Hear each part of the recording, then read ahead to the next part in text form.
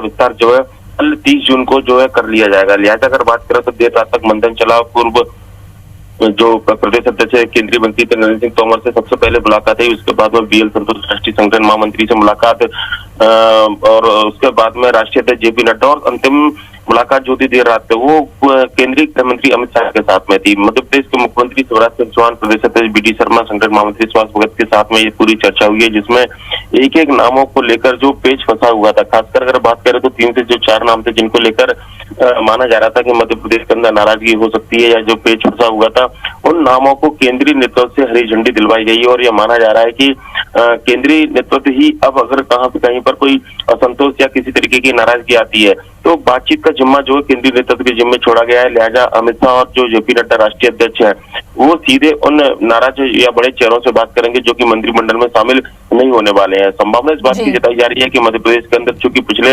लंबे समय तक बीजेपी की सरकार रही है, ऐसे में पिछली सरकार के दौरान जो बड़े चेहरे काफी लंबे समय तक शामिल रहे हैं मंत्रिमंडल में, उनमें से कुछ चेहरों को ड्रॉप कर नए चेहरों को मौका दिया जाए। इस बात की जो चर्चा देर रात तक रही है और इस बात पर सहमति भी बनती हुई नजर आई है। लिहाजा अंतिम फैसला कर लिया गया है और ये माना जा रहा है कि कल जब इन सभी नेताओं से चर्चा हो चुकी है, ऐसे में आज दिल्ली के अंदर हो सकता है कि मुख्यमंत्री शिवराज सिंह चौहान प्रधानमंत्री से भी मुलाकात करें और एक औपचारिक तौर पर मध्य प्रदेश के अंदर कोरोना महामारी को लेकर जो काम किए गए हैं उसकी जानकारी प्रधानमंत्री को दी जाए। हालांकि समय प्रधानमंत्री पीएमओ कार्यालय से मिला है ये अभी तक स्पष्ट नहीं हुआ है, पर लेकिन आज जिस तरीके से दौरा है मुख्यमंत्री शिवराज सिंह चौहान का उसमें संभावना जताई जा रही है।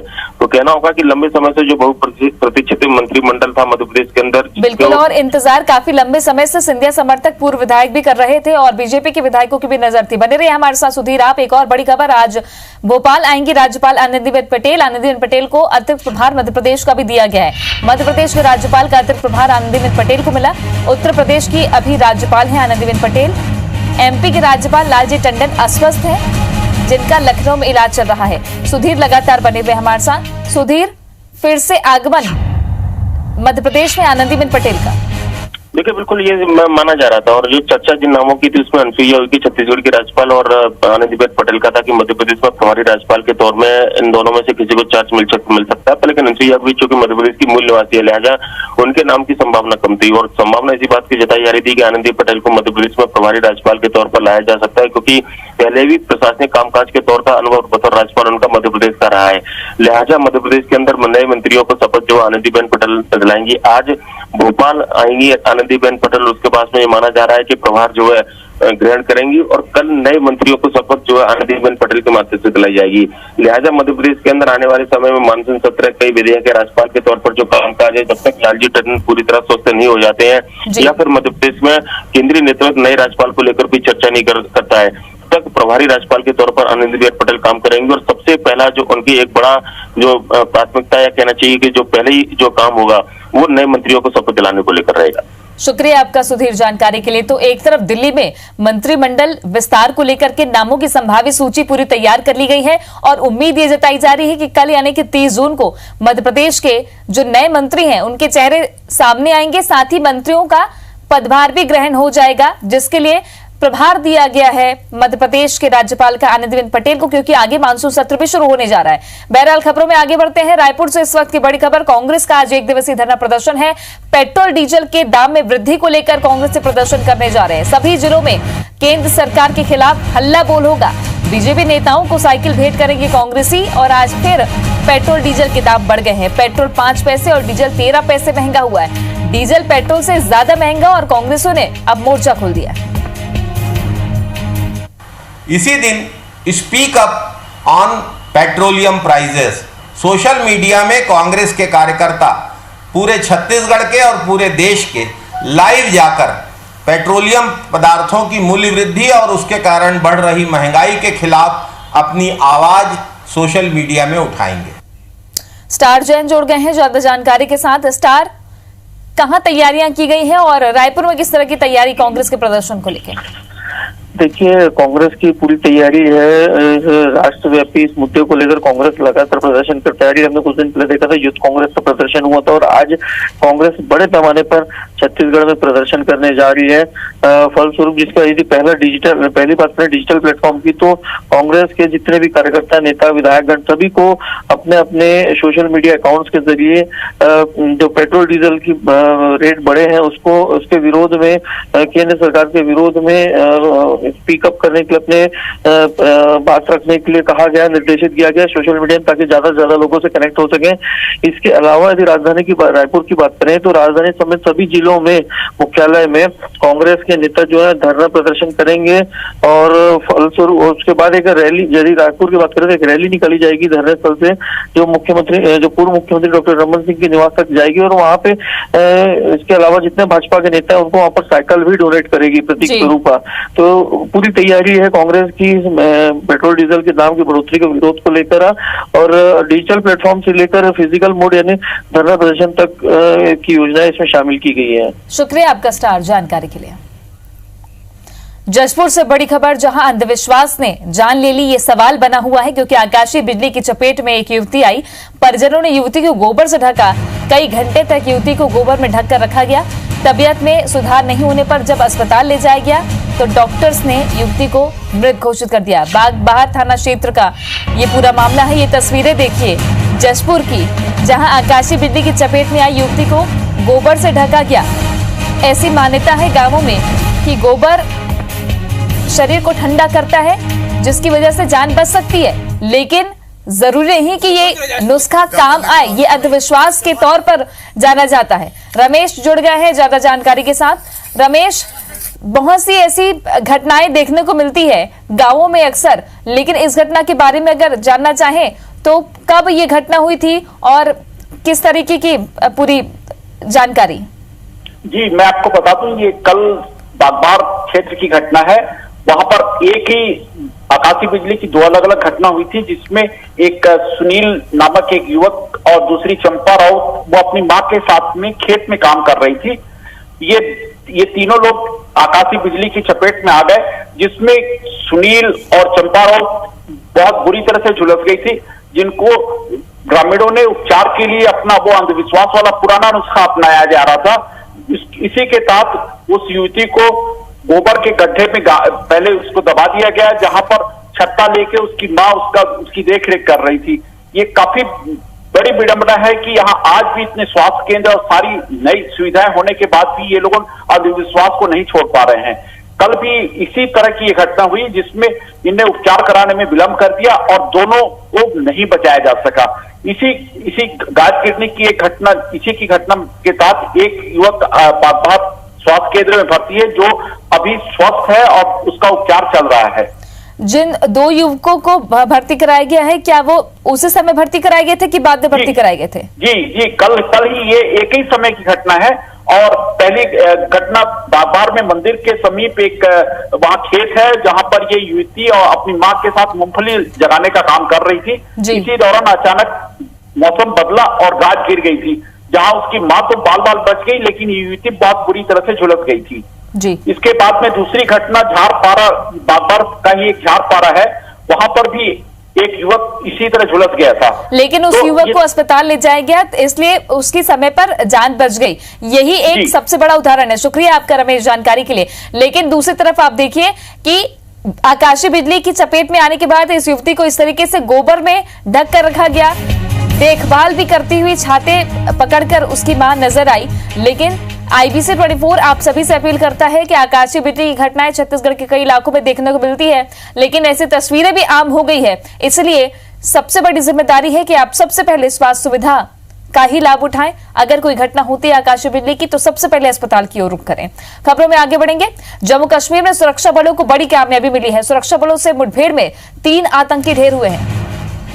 अनंतनाग में सेना और आतंकियों से मुठभेड़ की खबर, जहां लश्कर से जुड़े 3 आतंकी मारे गए हैं। जम्मू कश्मीर में ऑपरेशन ऑल आउट लगातार जारी है और इस बीच सेना चुन कर आतंकियों को निशाना बना रही है। घुसपैठ की कोशिश नाकाम करने के लिए सेना लगातार चौकसी बनाए हुए है। बॉर्डर पर घुसने की कोशिश कर रहे आतंकियों को रोकने के साथ साथ उनको ढेर करने का भी काम सेना कर रही है। इस बीच लश्कर से जुड़े 3 आतंकी सेना ने ढेर किए।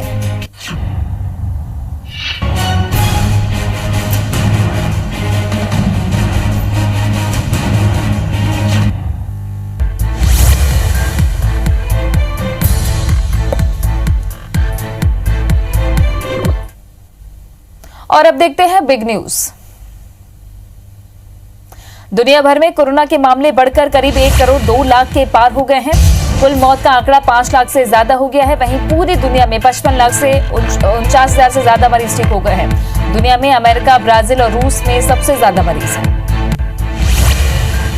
अमेरिका में कोरोना से अब तक 26,37,000 के करीब लोग प्रभावित हुए। अमेरिका में अब तक 1,28,000 से ज्यादा लोगों की मौत हो गई है। वहीं लगभग 10,90,000 से ज्यादा मरीज ठीक भी हुए। देश में एक दिन में 19,000 से ज्यादा पॉजिटिव मिले। कोरोना ने 5,49,000 का आंकड़ा पार कर लिया है। देश में अब तक 3,21,000 से ज्यादा मरीज ठीक हो चुके हैं। वहीं 16,000 से ज्यादा लोगों की कोरोना से मौत हो गई। भारत में कोरोना के एक्टिव केस 2 लाख के पार। महाराष्ट्र में कोरोना के आंकड़े 1,64,000 को पार कर गए हैं। अब तक 7,429 लोगों की मौत हो गई है। महाराष्ट्र में एक्टिव मरीजों की संख्या 70,000 पार है। एक दिन में 5,493 नए मामले मिले हैं। मुंबई में मरीजों का आंकड़ा 75,000 हो गया। मध्य प्रदेश में 221 नए कोरोना मरीज सामने आए। इससे कोरोना के कुल पॉजिटिव केस 13,198 पहुंच गए हैं। एमपी में 558 मरीजों की मौत हो गई है। अब तक प्रदेश में 10,000 से ज्यादा मरीज ठीक हो गए हैं और प्रदेश में एक्टिव मरीजों की संख्या 2,500 के पार। छत्तीसगढ़ में 84 नए कोरोना पॉजिटिव मिले। इससे कुल संक्रमितों का आंकड़ा 2,694 पहुंच गया है। प्रदेश में एक्टिव मरीजों की संख्या 619 हो गई है। राजनांदगांव में 16 और रायगढ़ में 11 लोगों की रिपोर्ट पॉजिटिव आई। छत्तीसगढ़ में अब तक 13 लोगों की मौत हुई है। शहीदों के नाम पर छत्तीसगढ़ में बीजेपी कांग्रेस आमने सामने है। बीजेपी की वर्चुअल रैली में एमपी के सीएम शिवराज सिंह चौहान ने शहीदों को सम्मान नहीं मिलने की बात कही थी। साथ ही पैसे को लेकर सीएम भूपेश पर निशाना साधा था। इस पर सीएम भूपेश बघेल ने पलटवार करते हुए कहा, पैसों से जान की कीमत नहीं होती। इंदौर की मोस्ट वांटेड जीतू सोनी को 5 दिन की पुलिस रिमांड पर भेजा गया है। पुलिस माफिया जीतू सोनी से 45 मामले में पूछताछ करेगी। इधर अचानक हुई गिरफ्तारी पर कांग्रेस से सवाल उठाए हैं। माफिया जीतू सोनी पर ब्लैकमेलिंग, लड़कियों की सप्लाई, सीडी बनाने और इससे होने वाली कमाई के बारे में पूछताछ की जाएगी।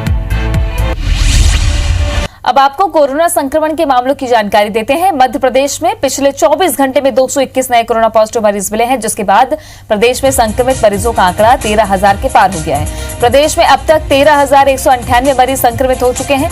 मध्य प्रदेश में 10,084 कोरोना मरीज अब तक ठीक भी हो चुके हैं, जिसके बाद कोरोना के एक्टिव मरीजों की संख्या 2,545 पहुंच गई है। वहीं कोरोना से अब तक 558 लोगों की मौत भी हुई है। प्रदेश में सबसे ज्यादा कोरोना के मरीज इंदौर में हैं।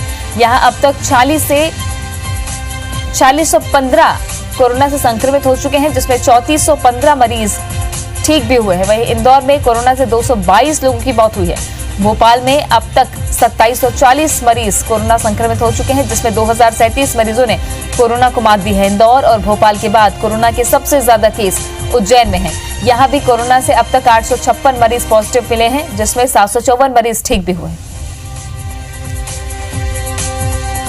छत्तीसगढ़ की अगर बात करें तो यहां कोरोना मरीजों की संख्या में लगातार इजाफा देखने को मिल रहा है। 24 घंटे में मिले हैं 84 नए मरीज, जिसके बाद प्रदेश में संक्रमितों की संख्या अब 2,694 पहुंच गई है। प्रदेश में मिले नए कोरोना मरीजों की बात करें तो सबसे ज्यादा राजनांदगांव में 25 नए केस सामने आए हैं, रायगढ़ में 12 तो बिलासपुर में कोरोना के 9 नए पॉजिटिव मरीज मिले हैं। इसके अलावा कवर्धा में 8, दुर्ग में 7, गरियाबंद में 6 और रायपुर में 5 कोरोना के नए मरीज मिले।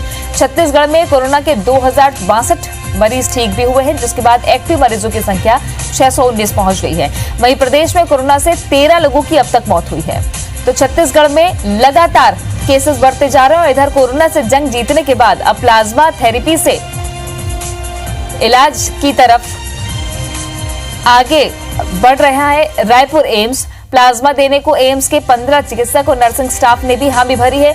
एम्स प्रबंधन ने बताया कि कोरोना संक्रमित होने के बाद स्वस्थ हुए एम्स के चिकित्सक और चिकित्सा कर्मियों ने प्लाज्मा देने की इच्छा जताई है।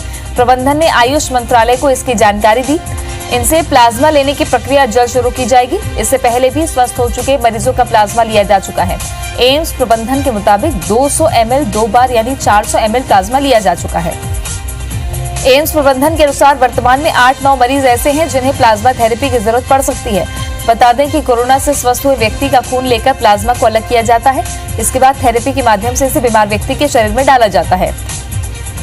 ये कोशिकाओं में जाकर एंटीबॉडी डेवलप कर मरीज को ठीक करता है।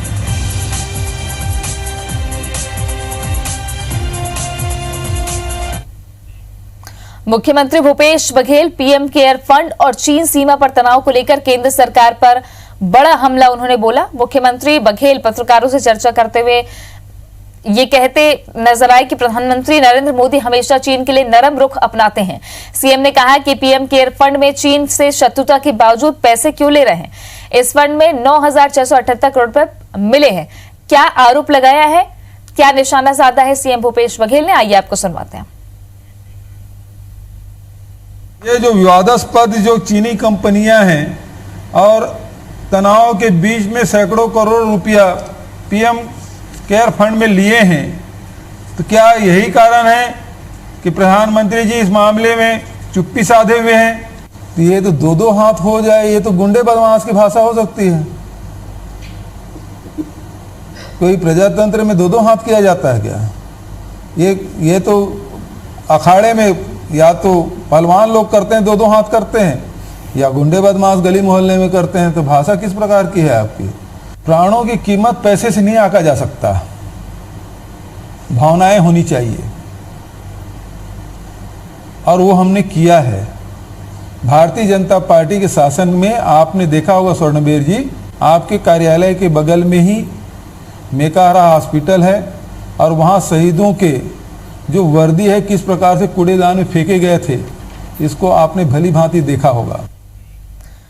बीजेपी की वर्चुअल रैली को मध्य प्रदेश के मुख्यमंत्री शिवराज सिंह चौहान समेत प्रदेश के करीब आधा दर्जन नेताओं ने संबोधित किया।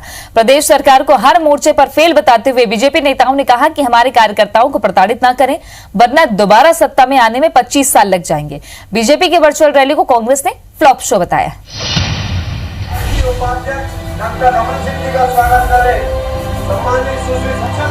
ये तस्वीरें रायपुर के कुशाभाऊ ठाकरे परिसर में वीडियो कॉन्फ्रेंसिंग के जरिए हुई वर्चुअल रैली की है, जिसे संबोधित करते हुए मध्य प्रदेश के मुख्यमंत्री शिवराज सिंह चौहान, पूर्व मुख्यमंत्री रमन सिंह, भाजपा सांसद सरोज पांडे, पार्टी के प्रदेश प्रभारी अनिल जैन और नेता प्रतिपक्ष धर्मलाल कौशिक ने छत्तीसगढ़ की कांग्रेस सरकार को जमकर कोसा।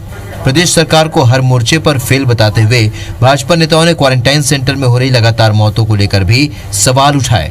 साथ ही कोरोना काल में मोदी सरकार के कामकाज की तारीफों के पुल बांध दिए।